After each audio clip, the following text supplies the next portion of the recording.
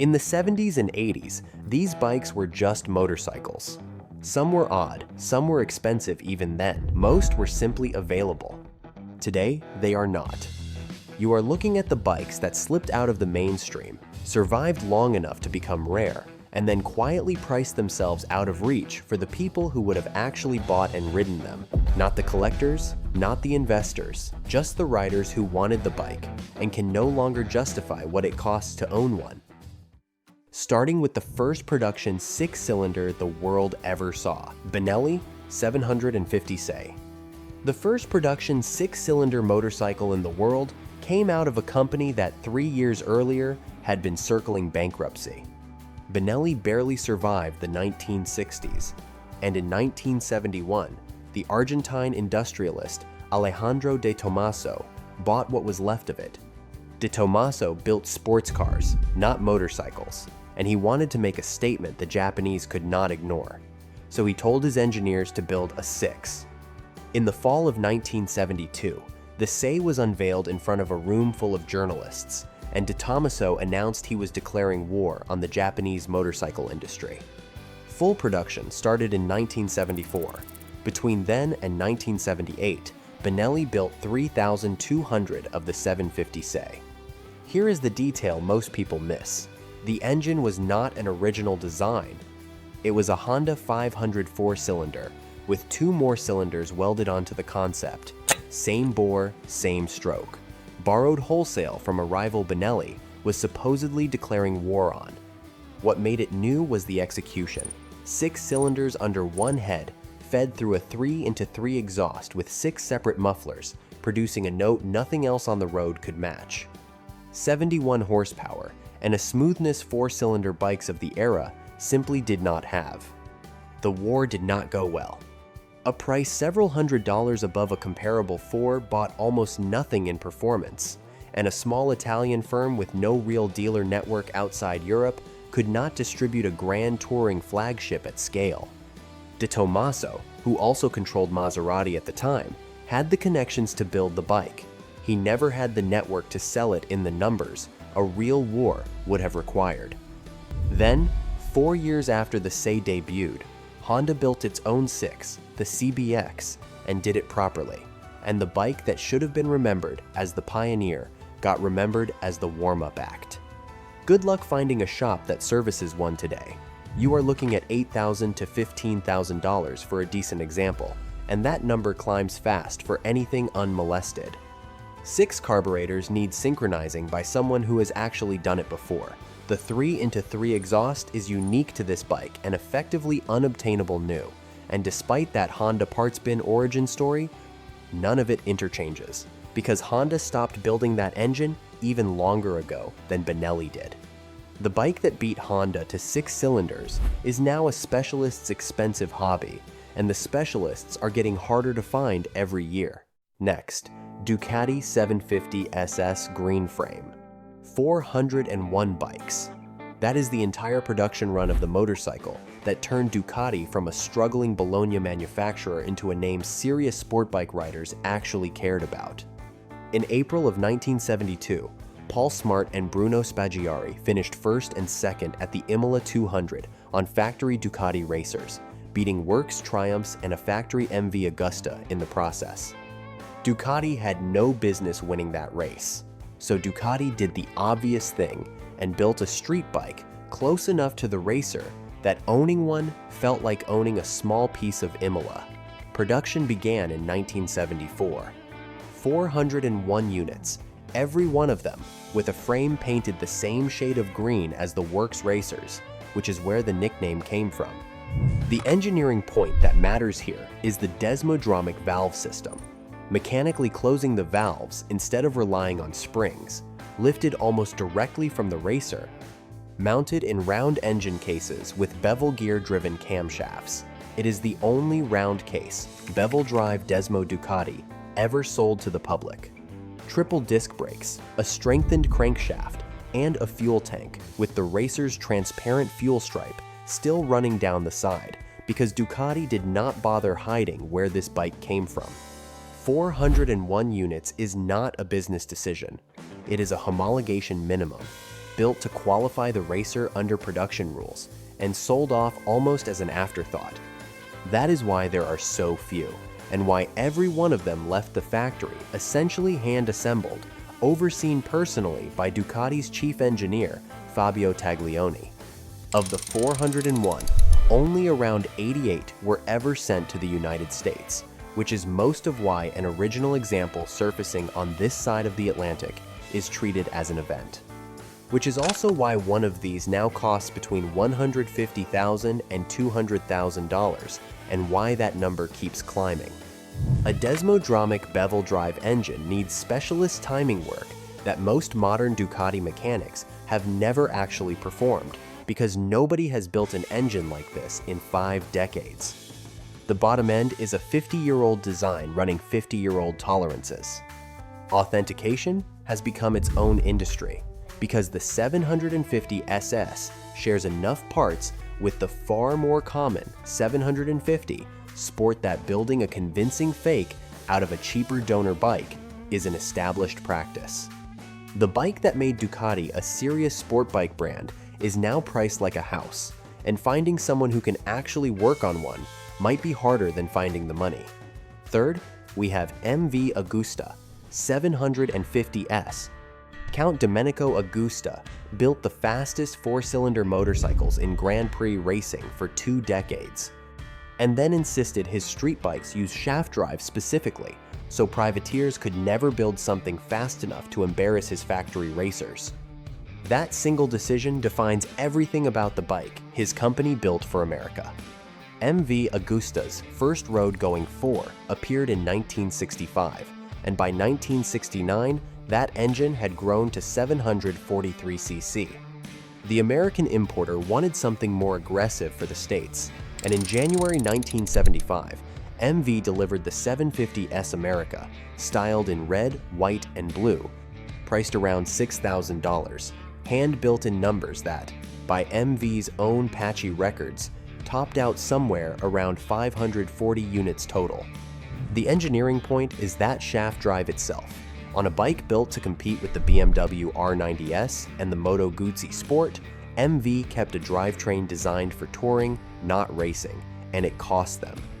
The America weighed 562 pounds wet, 70 pounds heavier than either of those shaft-driven rivals, a direct tax paid for a decision Count Agusta made to protect his own race team years earlier.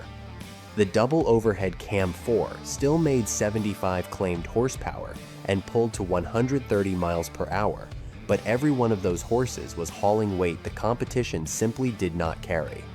MV Agusta stopped building motorcycles entirely in 1977. The company called up its American dealer, Cosmopolitan Motors, and offered them the remaining stock of 750S Americas at $2,900 apiece just to clear the inventory. When the parent company that built your motorcycle exits the motorcycle business completely, the support structure exits with it. Today, a 750S America runs $80,000 to $120,000, and every part of owning one depends on a small handful of MV specialists worldwide, because the tooling that made these parts belonged to a company that stopped existing as a motorcycle manufacturer within 5 years of building this bike. Shaft drive rebuilds, hand-fitted bodywork, an ignition system nobody mass produces anymore. All of it funnels through the same tiny circle of people who still know how. Italian aristocracy that now requires Italian specialists just to keep running, and there are fewer of those specialists every single year. Number 4, Bimota SB2, 140 frames. That is how many of the first real Bimota production bikes ever existed, out of 200 that were actually built, because 30 were destroyed before they ever became motorcycles. Bimota started in 1973 as a heating and air conditioning company, named from the first letters of its 3 founders, Bianchi, Mori, and Tamburini, and it happened to employ a designer named Massimo Tamburini. Their first true street bike arrived at the request of Suzuki's Italian distributor. Unveiled at the Bologna Motor Show in 1976, the SB2 took a Suzuki GS 750 engine, a completely stock, unglamorous Japanese 4, and wrapped it in a chromoly steel trellis frame that weighed under 19 pounds on its own. Here is the part that mattered to actual engineers. Tamburini used that Suzuki engine as a stressed member of the chassis, mounted a Cort and Casso monoshock in place of the usual twin rear shocks, years before that became standard practice, and finished the whole thing in hand, laid fiberglass bodywork that made a mass-production Suzuki look like a factory racer. The bike weighed 66 pounds less than the donor GS750 it was built from. The price tag was almost 3 times higher. Bimota never chased volume. It chased engineering, one small batch at a time, which is exactly why a company built around a single genius designer stayed small enough that its most important bike topped out around 140 units total. Recent auction results put a clean SB2 in the $30,000 to $60,000 range, and the Suzuki engine underneath is genuinely the easy part. GS750 parts are everywhere. The frame and the bodywork are not. Tamburini's fiberglass panels were hand-laid for this one model and never mass-produced, which means a cracked or missing panel is not a parts order. It is a fabrication project. Boutique engineering, built by a company that never wanted to be big, has become almost impossible to support at any price, because the parts that made it special were never meant to be replaceable in the first place. Number 5. Honda CBX 1000. Honda built a 6-cylinder road bike in 1978 and spent the next 4 decades watching owners try to keep the rubber and the cam chains alive on an engine the company itself walked away from within 5 years. The CBX arrived as Honda's answer to a decade of one-upmanship that Honda itself had started with the CB750, a 1047cc, air-cooled inline 6, 24 valves, double overhead cams, 6 carburetors, suspended in the frame as a stressed member, and drawing directly on technology from Honda's own Grand Prix 6-cylinder race bikes of the 1960s. 105 claimed horsepower, a top speed north of 130 miles per hour, and a bike cycle magazine called a Mountain Road Flyer beyond anyone's wildest dreams. It was also 544 pounds dry, 600 wet, and built at a moment when the entire industry was about to decide that massive, heavy engines were not actually what the market wanted.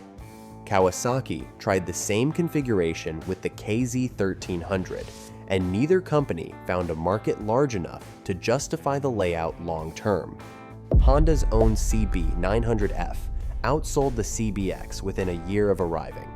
By 1982, Honda had repositioned what remained of the CBX as a sport tourer with a fairing and a softer state of tune, and shortly after that, the 6 was gone entirely, replaced across Honda's lineup by liquid-cooled V4s.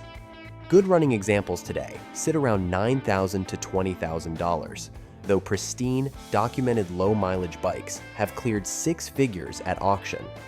What that first number does not tell you is what keeping one running actually costs. 6 individual carburetors need synchronizing by hand, a job that takes roughly triple the time of a 4-cylinder equivalent. The cam chain tensioner is a well-documented weak point on an engine this old. Valve adjustments on 24 valves take an afternoon. Most shops would rather not schedule. The most dramatic Honda of its era, the bike that briefly made 6 cylinders, the flagship configuration for the biggest motorcycle manufacturer on Earth, is now a high-maintenance project most modern Honda dealers will not even look at. Next is Triumph X75 Hurricane, 1,152 bikes. That is the entire production run of a motorcycle that was never supposed to wear a Triumph badge at all. In 1969, BSA's American distributor hired a young freelance designer named Craig Vetter to fix a problem nobody in Britain wanted to admit existed. The new BSA Rocket 3 and Triumph Trident triples were fast, but American buyers found them ugly, and Honda's CB750 was coming. Vetter reworked the Rocket 3 into a single flowing line of bodywork running from the tip of the fuel tank down under the seat to the rear grab rail. With the triple's exhaust pulled entirely to the right side of the bike, nobody had built anything that looked like it. By the time it reached production in 1972, BSA was already dying, so the bike launched wearing a Triumph badge instead as the X75 Hurricane. The engineering point is that the Hurricane is barely a new motorcycle at all. Underneath Vetter's bodywork sits the same 740cc air-cooled triple from the Rocket 3, essentially unchanged. The entire contribution was the silhouette, and that silhouette is credited with inventing an entire new category of street bike, the cruiser, years before Japanese manufacturers turned it into a mainstream format. Vetter was paid $12,000 for the design and, thanks to the company's collapsing finances, waited months to actually see the check. New American noise regulations killed the Hurricane's exposed triple exhaust configuration before the model could get a second season, so production ended in 1973, less than a year after it started. A Hurricane today runs roughly $25,000 to $40,000, depending on originality, and originality is the entire problem. Decades of owners have built Hurricane replicas out of ordinary Rocket 3 and Trident donor bikes because the underlying mechanicals are identical and the bodywork has been reproduced for years, which means authenticating a real one has become its own specialized skill. Add in Lucas Electrics from a British industry that was already collapsing when this bike was built, and panels that are unique to a single model year, and you have a bike that is rare, distinctive, and expensive to keep exactly as it left the factory. The most distinctive British bike of the 70s is now a rare and expensive shape to maintain, and most of what people think they are buying is a replica anyway. Also, never forget about Laverda Jota 1000, a factory hot-rodded triple that was never built to be polite, and it never pretended otherwise. The Jota started as a request, not a factory idea. Britain's Laverda importer, the Slater brothers, asked the factory for a race-tuned version of Laverda's existing 981cc triple, hotter cams, higher compression, a straighter exhaust. Laverda delivered in 1976, and the result became the fastest production motorcycle in the world at launch, tested past 140 miles per hour with a 12.5-second quarter mile, at a moment when nobody expected an Italian triple to outrun the Japanese fours. Riding for the Slater brothers, Peter Davies took the Jota to back-to-back British production racing championships in 1976 and 1978, proving the bike on the track before most owners ever proved it on the street. The detail that actually explains the bike is the crankshaft. Instead of the standard 120-degree crank most triples use, the Jota ran a 180-degree crank, where the center piston sits at the top of its stroke while the outer two are at the bottom. That single change produced an uneven, out-of-phase exhaust note nothing else on the road sounded like, along with a level of vibration owners at the time openly described as punishing. 90 claimed horsepower, triple Brembo discs, and a bike that demanded to be muscled rather than ridden politely. Laverda never had the volume or the distribution to compete with the Japanese long-term, and by the mid-1980s, tightening emissions rules pushed the company towards softer, fully fared models that abandoned everything the Jota stood for. Laverda went into receivership in 1987, and the factory that built the fastest production motorcycle in the world stopped existing as an independent company within a little over a decade of doing it. Clean examples today run roughly $15,000 to $30,000, with documented low-mileage bikes pushing higher. That 180-degree crank, the exact feature that made the bike famous, is also the reason it needs specialist attention. The design puts real stress on the crankshaft bearings, a documented issue as early as 1979, and rebuilding one properly requires a Laverda triple specialist, not a general vintage mechanic, because the factory that could answer questions about it closed its doors decades ago.